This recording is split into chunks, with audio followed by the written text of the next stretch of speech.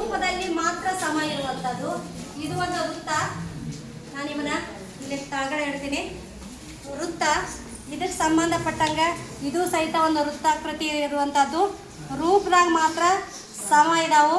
ಇದು ಸಹಿತ ಒಂದು ವೃತ್ತ. ಇದು ಸಹಿತ ಒಂದು ವೃತ್ತ. ಆಕೃತಿ ನೋಡ್ರಿ ಅಷ್ಟು ಸಮ ಇದಾವು, ಬಟ್ ಸರ್ವ ಸಮ ಅಲ್ಲ. ಇವು ಸಮ ರೂಪಿಗಳಷ್ಟೇ. ಯಾಕಂದ್ರೆ ನೋಡ್ರಿ ಇದ್ರ ತ್ರಿಜ್ಯನ ಬೇರೆ ಇದೆ, ಇದ್ರ ತ್ರಿಜ್ಯನ ಬೇರೆ ಇರ್ತೈತಿ, ಇದ್ರ ತ್ರಿಜ್ಯನ ಬೇರೆ ಇರ್ತೈತಿ, ಇದ್ರದ ತ್ರಿಜ್ಯ ಬೇರೆ ಇರ್ತೈತಿ. ಇದು ದೊಡ್ಡದಾಗಿರುವಂಥ ತ್ರಿಜ್ಯವನ್ನು ಹೊಂದಿರುವಂಥ ಆಕೃತಿ ಆಗಿರ್ತೈತಿ. ಹೌದಾ? ರೂಪ ನೋಡಲಿಕ್ಕೆ 4 ವೃತ್ತಗಳೇ ಇವು. ಹೌದಾ? ಆದರೆ ಇವುಗಳಲ್ಲಿರುವಂಥ ತ್ರಿಜ್ಯಗಳ ಅಳತೆಗಳು ಬೇರೆ ಬೇರೆ ಇದಾವೆ. ಅದಕ್ಕೆ ಇವು ಸಮರೂಪಿಗಳು ಅಂತ ಹೇಳ್ತೀವಿ.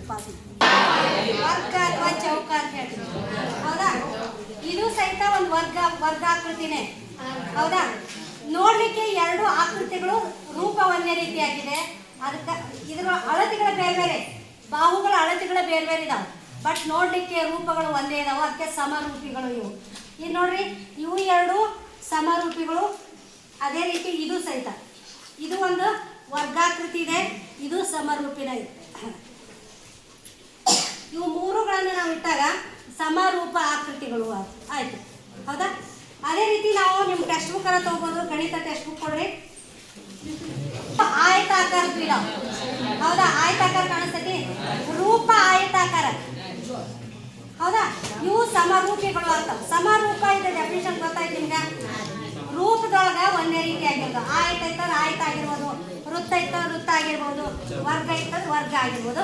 ಇವಕ್ಕೆ ಸಮರೂಪ ಆಕೃತಿಗಳು ಅಂತ ಕರಿತೀವಿ. ರೂಪದೊಳಗೆ ಮಾತ್ರ ಸಮ ಇರುವಂಥದ್ದು. ಓಕೆ? ಆಕೃತಿಗಳು ಅಂತ ಬರ್ತಾವೆ. ಸರ್ವ ಸಮ ಆಕೃತಿಗಳಂದ್ರ ಈಗ ನೋಡ್ಬೋದು ನೀವು.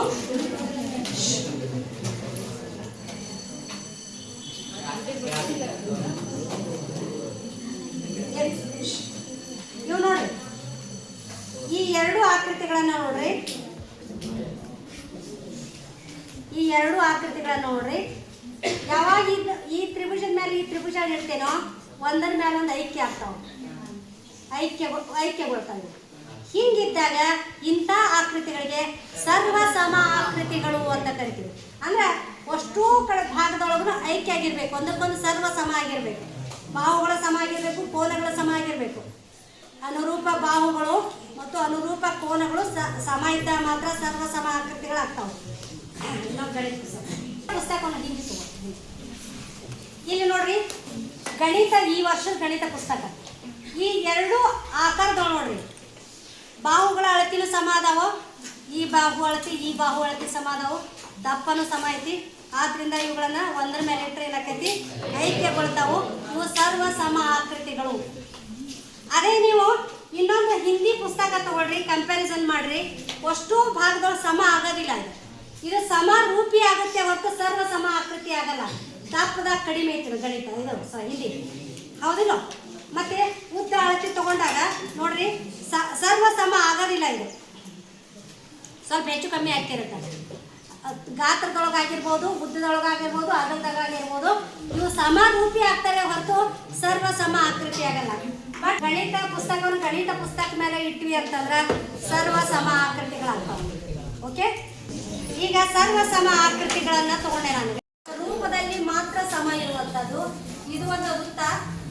ನಾನು ಇವನ್ನ ಇಲ್ಲಿ ತಳಗಡೆ ಹೇಳ್ತೀನಿ. ವೃತ್ತ ಇದಕ್ಕೆ ಸಂಬಂಧಪಟ್ಟಂಗೆ ಇದು ಸಹಿತ ಒಂದು ವೃತ್ತಾಕೃತಿ ಇರುವಂಥದ್ದು. ರೂಪದಾಗ ಮಾತ್ರ ಸಮ ಇದಾವು. ಇದು ಸಹಿತ ಒಂದು ವೃತ್ತ. ಇದು ಸಹಿತ ಒಂದು ವೃತ್ತ. ಆಕೃತಿ ನೋಡ್ರಿ ಅಷ್ಟು ಸಮ ಇದಾವು, ಬಟ್ ಸರ್ವ ಸಮ ಅಲ್ಲ. ಇವು ಸಮರೂಪಿಗಳಷ್ಟೇ.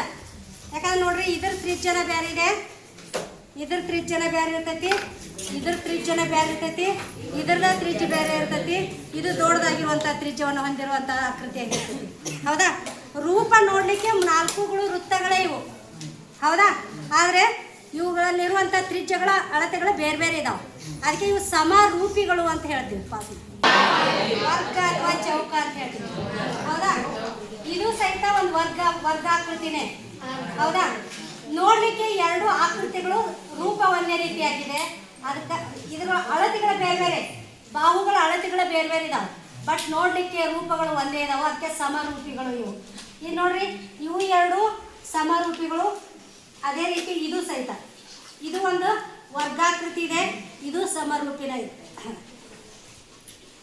ಇವು ಮೂರುಗಳನ್ನು ನಾವು ಇಟ್ಟಾಗ ಸಮರೂಪ ಆಕೃತಿಗಳು ಆಯ್ತು. ಹೌದಾ? ಅದೇ ರೀತಿ ನಾವು ನಿಮ್ಮ ಟೆಕ್ಸ್ಟ್ ಬುಕ್ ಅನ್ನ ತಗೋಬಹುದು. ಗಣಿತ ಟೆಕ್ಸ್ಟ್ ಬುಕ್ ಕೊಡ್ರಿ. ಆಯತಾಕಾರ ಪೀಡ, ಹೌದಾ? ಆಯತಾಕಾರ ಕಾಣಿಸ್ತೈತಿ, ರೂಪ ಆಯತಾಕಾರ, ಹೌದಾ? ಇವು ಸಮರೂಪಿಗಳು ಆಗ್ತಾವ. ಸಮರೂಪ ಇದೆ ಡೆಫಿನಿಷನ್ ಗೊತ್ತಾಯ್ತು ನಿಮ್ಗೆ? ರೂಪದೊಳಗ ಒಂದೇ ರೀತಿ ಆಗಿರ್ಬೋದು. ಆಯತ ಇತ್ತಂದ್ರೆ ಆಯತ ಆಗಿರ್ಬೋದು, ವೃತ್ತ ಇತ್ತಂದ್ರೆ ವೃತ್ತ ಆಗಿರ್ಬೋದು, ವರ್ಗ ಇತ್ತಂದ್ರೆ ವರ್ಗ ಆಗಿರ್ಬೋದು. ಇವಕ್ಕೆ ಸಮರೂಪ ಆಕೃತಿಗಳು ಅಂತ ಕರಿತೀವಿ. ರೂಪದೊಳಗೆ ಮಾತ್ರ ಸಮ ಇರುವಂಥದ್ದು. ಓಕೆ, ಆಕೃತಿಗಳು ಅಂತ ಬರ್ತಾವೆ. ಸರ್ವ ಸಮ ಆಕೃತಿಗಳಂದ್ರ ಈಗ ನೋಡ್ಬೋದು ನೀವು.